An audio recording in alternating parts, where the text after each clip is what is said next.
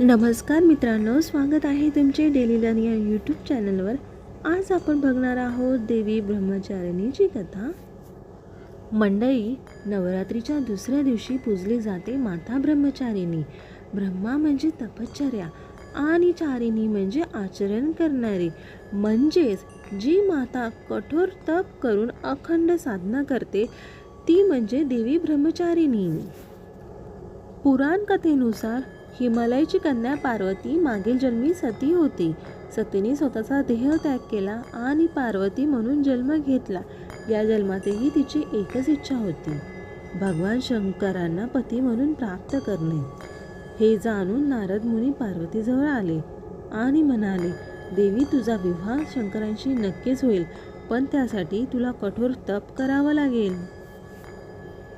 पार्वतीने त्यांचे वचन ऐकले आणि घर सोडून ती वनात गेली। ती दिवसेंदिवस कठोर तप करत राहिली। कधी फक्त फळांवर राहिली, कधी फक्त पाणी खाऊन जगली आणि अखेर अनेक वर्ष फक्त भूमीवर उभं राहून निर्जर निराहार तप करत राहिली।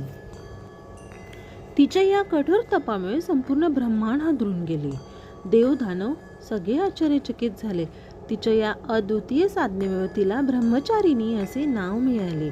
शेवटी तिच्या या अखंड तपश्चर्येमुळे भगवान शंकर प्रसन्न झाले। त्यांनी पार्वतीला पत्नी म्हणून स्वीकारले आणि या संगमातून अखेरीस जगातील सर्व संतुलन निर्माण झाले। असं म्हणतात, माता ब्रह्मचारिणीची पूजा केल्याने जीवनात संयम, धैर्य आणि अढळ श्रद्धा निर्माण होते। ती भक्तांना साधना, ज्ञान आणि वैराग्याची शक्ती देते। ज्यांच्या जीवनात अडथळे, शंका आणि भीती आहे त्यांना देवीची उपासना विशेष फलदायी ठरते। म्हणूनच मित्रांनो, नवरात्रीच्या दुसऱ्या दिवशी आपण ब्रह्मचारिणी मातेला वंदन करतो, जे आपल्याला शिकवते की कितीही कठीण परिस्थिती असली तरी श्रद्धा, संयम आणि साधना सोडू नये। मित्रांनो, अशीच नवरात्रीतील शक्तिरूपी कथा जाणून घेण्यासाठी चॅनलला नक्की शेअर करा, लाईक करा आणि सबस्क्राईब करा। जय माता दी।